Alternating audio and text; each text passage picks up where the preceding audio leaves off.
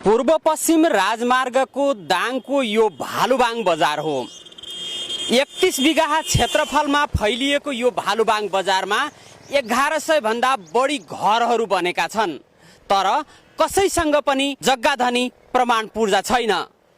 सबै यो बस्ती ऐलानी बस्ती हो।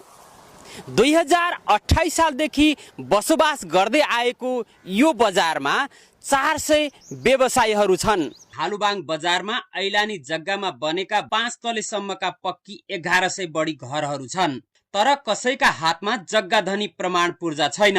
दाङको कोइलाबास बजार खेल्न जाने गुल्मी, अर्घाखाँची, प्युठानको नाका क्षेत्र भएकाले मानिसहरूको आउजाउ बाक्लिन थाल्यो। कसैको पनि नाममा दर्ता श्रेष्ठता नभएको 31 बिघा रातो डाँडा खाली थियो। मानिसहरूले छाप्रा बनाउन सुरु गरे। 2042 सालमा राप्ती नदीमा भालुबाङको पुल बन्यो। मानिसहरू थपिन थाले। 31 बिघा 7 कट्ठा 13 धुर जग्गामा अहिले कुनै ठाउँ खाली छैन।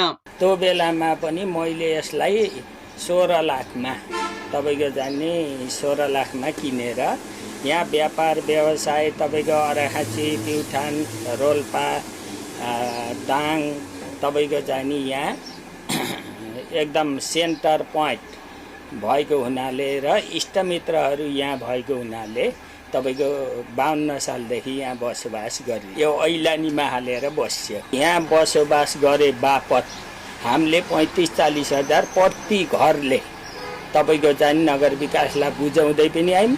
अहिले पनि तपाईको जाने पैसा हामीले बुझाइरहेछौँ। ऐलानी बस्ती विस्तार हुँदै गएको बजारलाई व्यवस्थित गर्न नगर विकासको स्थापना भयो। नगर विकासले अहिले यहाँका घर धनीहरूसँग रकम उठाउने गरेको छ भने कसैले किनबेच गर्न चाहे नगर विकासले निश्चित राजस्व लिएर नामसारी गर्ने गरेको छ। मैले थाहा पाउन्जेल अथवा 20औं वर्षदेखि त्यहाँ बसोबास गरिरहनु भएको छ। नागरिकले ठुलो लगानी हैन, नागरिक स्तरबाट चाहिँ आफ्ना व्यक्तिगत घरहरू बनाउनको लागि उहाँहरूले करोडौं रुपैयाँ लगानी गर्नुभएको छ र त्यहाँ भित्र चाहिँ यहाँले भने जस्तो त्यहाँको आर्थिक गतिविधि चाहिँ को सन्दर्भमा जस्तो अहिले नामसारी गर्ने गरी अथवा चाहिँ तपाईको केही व्यक्तिले एकले अर्कोलाई दिँदाखेरि नामसारीको प्रक्रियाबाट नगर विकासले तोकेको निश्चित शुल्क चाहिँ उहाँहरूले राजस्व जम्मा गरेर चाहिँ गर्ने गर्नुभएको छ।